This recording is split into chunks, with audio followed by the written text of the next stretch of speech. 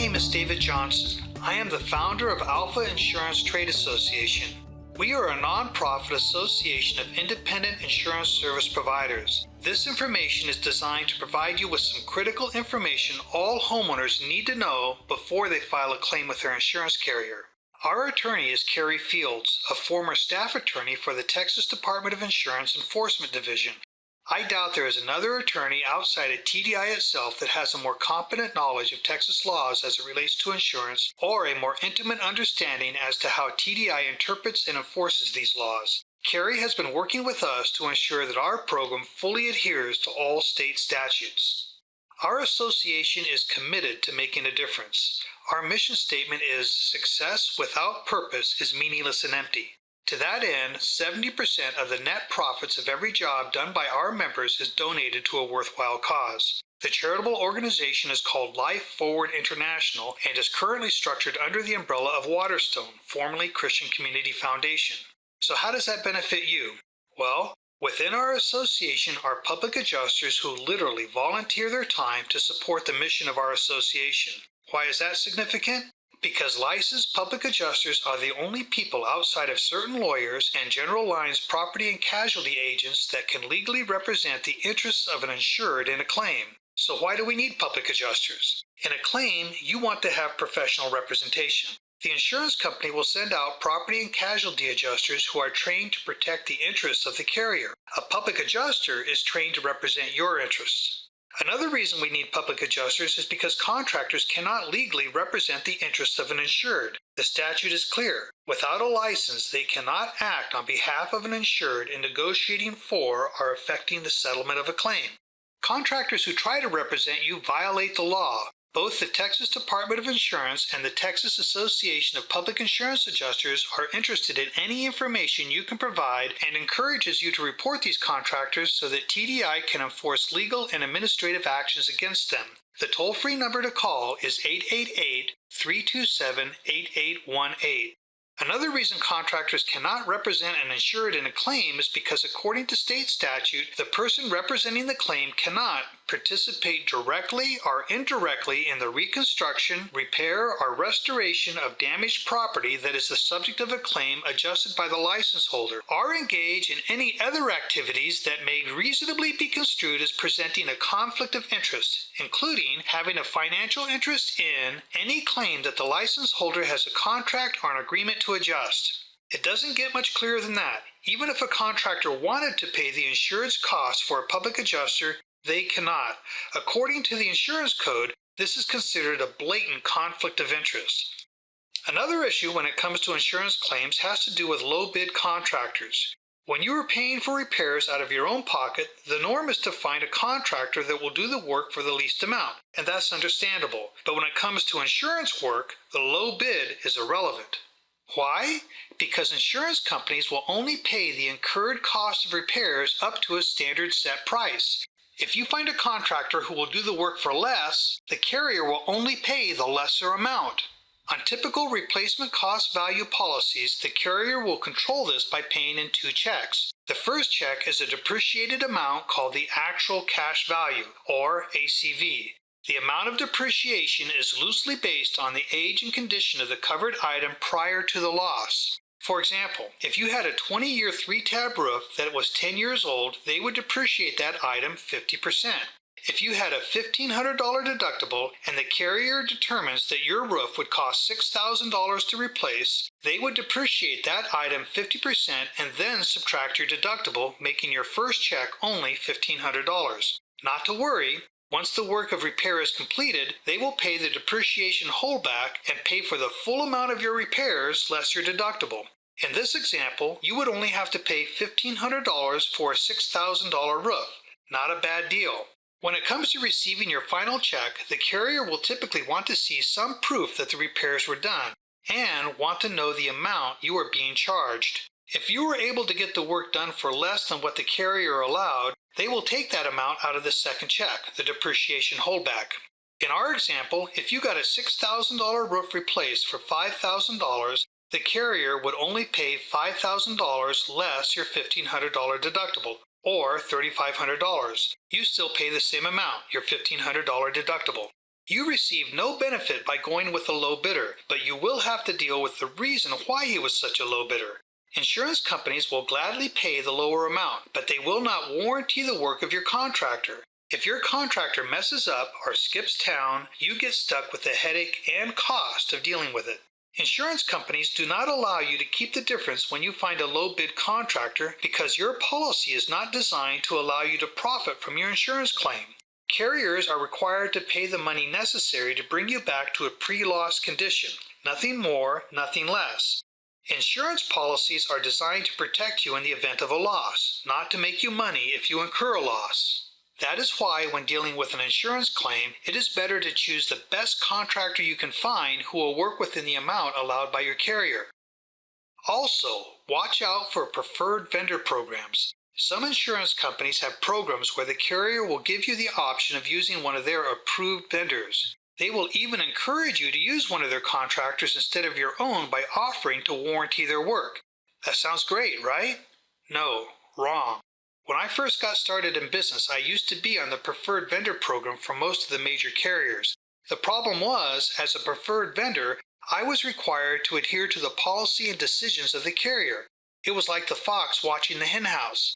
Many of the decisions made by the carrier were not in the best interest of my customers. So when I moved to Texas, I hopped the fence, got licensed as a public adjuster, and became a consumer advocate for the insured.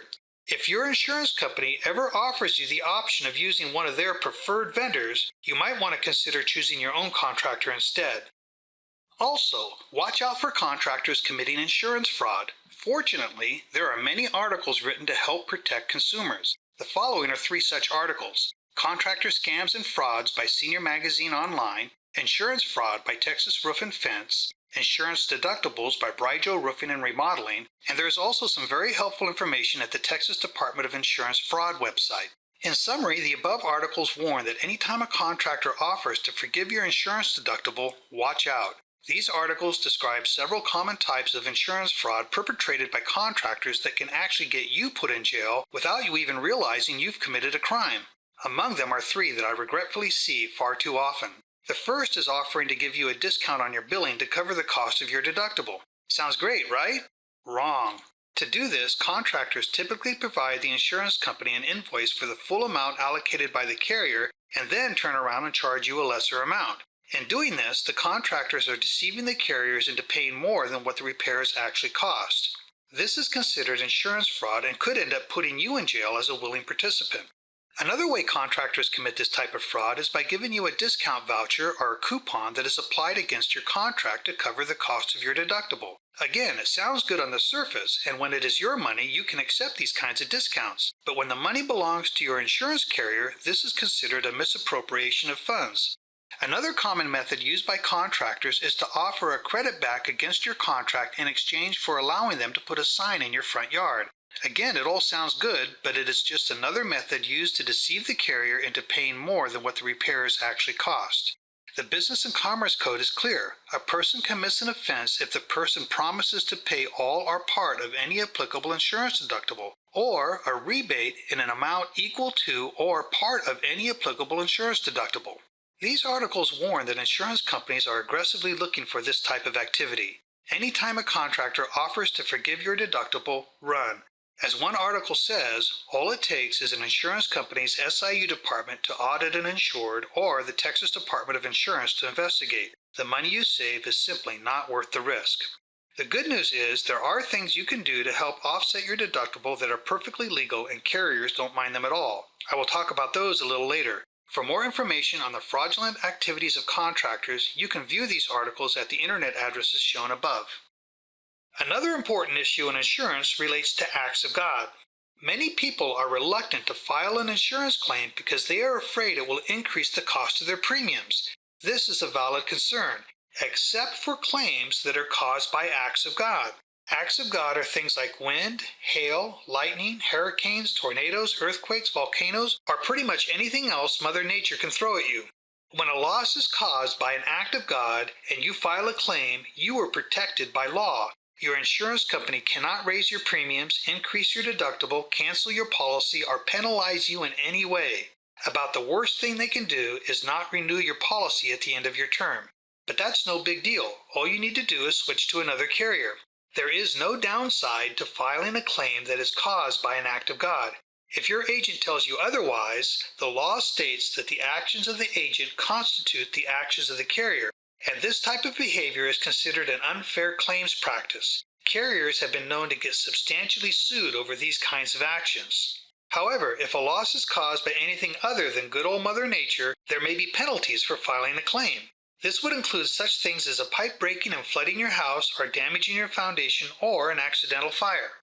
Premium increases are also prevalent in vehicle collisions, especially if you're at fault or have traffic citations.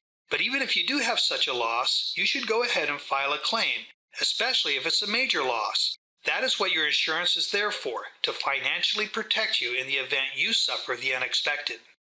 Another critical issue in insurance claims is actual cash value policies. These type of policies will only pay the depreciated portion of your repairs, less your deductible. In the case of our example, a 20-year 3-tab roof that is 10 years old would be depreciated 50%. If the insurance company determines that the cost to replace your roof is $6,000, they will pay you $3,000 minus your deductible. That would only be $1,500 for a $6,000 roof, and that's it. Usually people don't find out they have an ACV policy until after they suffered a loss, and then it's too late. This is especially devastating when an insured suffers a major loss. The money they receive will only typically cover a small amount of the repairs and leave the insured with the rest of the financial responsibility. ACV policies are attractive because they have a lower premium, and unfortunately, insurance agents sometimes do not explain them well. If you still have a mortgage, the bank will typically require that you get a replacement cost value policy. Lending institutions know better and usually require that you carry adequate insurance. If you owe money on your house, you are probably safe, but if you're not sure, you should check with your agent. So what can our members do for you? The best way I can think of to introduce our service is by example. This home belongs to one of our customers. We will call them Mr. and Mrs. Smith. Like many people in the state, their roof was damaged by hail, only they didn't know it. All they knew is that their roof was old and worn out. If you have a typical replacement cost value policy, it doesn't matter how old or worn out your roof is. If your roof qualifies because of wind or hail damage, your insurance company must pay the cost to have it replaced, less your deductible. The deductible is the amount your insurance company expects you to pay. Typically, the higher your deductible, the less in premiums you have to pay. The lower your deductible, the more you will have to pay in premiums. It's a trade-off. Amazingly, 90% of the qualifying roofs out there are left unrepaired. Why? Because light to moderate hail damage cannot be seen from the ground. In fact, most homeowners with hail damage don't even know they would qualify for a new roof because they never bother to get their roof inspected. Fortunately for Mr. and Mrs. Smith, one of our members saw their roof and offered to give them a free inspection. The bottom line? They received an insurance settlement of almost $23,000. How is that possible? Indemnification. When an insured has a typical replacement cost value policy, the insurance companies are required to pay the insured to bring the property back to a pre-loss condition to include all the covered items damaged in the loss, not just the roof. For example, going to the Smith home, they had a metal patio cover on the backside of their house. This cover was damaged by hail. You can see where the hail made small dents in various places throughout the patio. Because the insurance company is required to pay to bring the insured back to a pre-loss condition, they had to pay for a new patio cover. The insurance companies will typically pay the actual cash value on the first check. As I said, depreciation is loosely based upon the age and condition of the item being replaced. In this case, if the patio was designed to last 50 years and was 10 years old, the carrier would probably depreciate it 20%. That means the first check received would be 80% of the replacement cost of the patio. Not to worry, once the work is done, the carrier would release the balance on the second check. In the case of the Smith job, they could care less about a few dents in their metal patio cover and would much rather trade that money to pay their deductible. For the insurance company, this is an advantage because if the Smiths don't replace the patio, the carrier does not have to pay the depreciation. This saves them money. In the case of the Smith job, the carrier saved 20% of the cost of the patio because the Smiths never replaced it. Also, because the Smiths never replaced their patio, the insurance company does not have to pay for it again in a future claim because they already paid for it once. That reduces the carrier's liability. Insurance companies don't mind that at all. In fact, if you wanted to take that money and go to Bermuda, insurance companies flat out don't care because you still have to pay the same premium. However, your mortgage company may not be so forgiving. They typically want to see the money from insurance claims used for its intended purpose. And because insurance companies will name them as a payee on the insurance check, sometimes this can be an issue if you want to take the money and run. For the Smiths, this is a tremendous advantage because it gives them the freedom to use some of those funds for things that were more important to them. There was also a leak in the roof that damaged the bedroom ceiling. This is something the Smiths wanted repaired, and so it was done. The wood floor was also cupped and damaged in the area just under the leak, but after we cleaned it up, it didn't look all that bad, so the Smiths chose to have those funds credited back. The same was true for a minor stain in the living room ceiling and in their daughter's bedroom ceiling. Also, there was some minor damage to their fence, several screens, and the HVAC condenser. For the Smiths, the HVAC condenser was their biggest winner. The age and condition of the condenser made it unrepairable, and because of new construction codes, the carrier had to pay to upgrade the entire house to a non-ozone depleting system. Even though this unit was non-repairable, it still worked. Most insurance policies allow the insured a full year to replace an item before they lose the depreciation allowed when the repairs are finished, and that time can typically be extended upon request. In the case of the Smiths, they chose to hold off on the repairs to their HVAC unit and kept the actual cash value portion of their payment. When it was all said and done, the Smiths had enough to pay for their roof, pay for their $1,330 deductible in full, upgrade their roof to a 30-year laminate, repair everything else they wanted done on the property, and had $8,400 left over, and that doesn't even include the recoverable depreciation they will receive once the unrepaired items are done. So why use an Alpha member as your contractor? Well, they are locally owned and operated.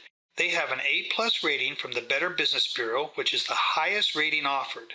We ensure that the members within the association also have over $2 million in liability insurance and are fully bonded on every job they do up to $25,000. If one of our members messes up or skips town, you're covered, but that will never happen. Also, our members include independent public insurance adjusters that are more than willing to volunteer their time to represent your claim. Also, when the work is done, some worthy organization gets 70% of the net profit. Well, there you go. That is an overview of the important issues you need to know when filing an insurance claim and a little bit about our members. If you have an insurance-related issue, I sincerely hope you will give one of our members the opportunity to help you with your needs. Goodbye, and God bless.